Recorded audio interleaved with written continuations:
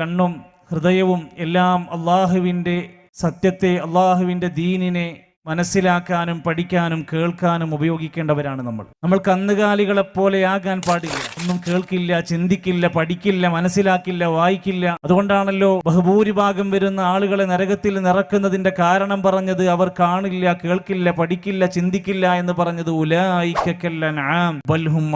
അവർ കന്നുകാലികളെപ്പോലെയാണ്, അതിനേക്കാൾ പിഴച്ചവർ.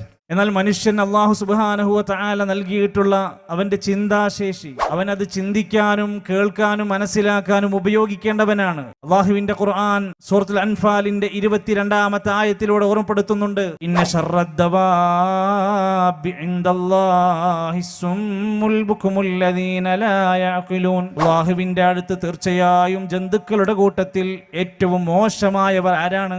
ചിന്തിച്ചു മനസ്സിലാക്കാത്ത ഊമകളും ബധിരരുമാകുന്നു.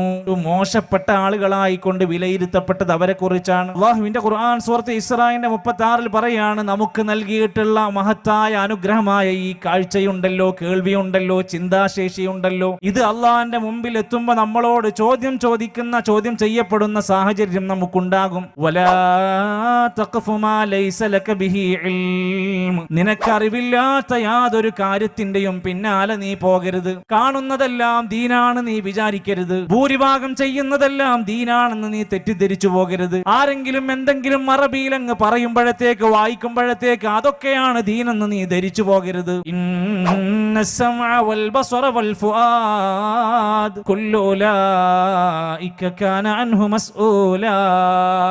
തീർച്ചയായും നിന്റെ കേൾവി, നിന്റെ കാഴ്ച, നിന്റെ ചിന്തകൾ എല്ലാം അല്ലാഹുവിന്റെ മുമ്പിൽ അത് അവിടെ എത്തുന്ന സമയത്ത് ചോദ്യം ചെയ്യപ്പെടുന്നതാണ്. ഈ ബോധമാണ് മനുഷ്യരായ നമുക്കൊക്കെ അടിയന്തിരമായി അത്യാവശ്യമായി വേണ്ടത്.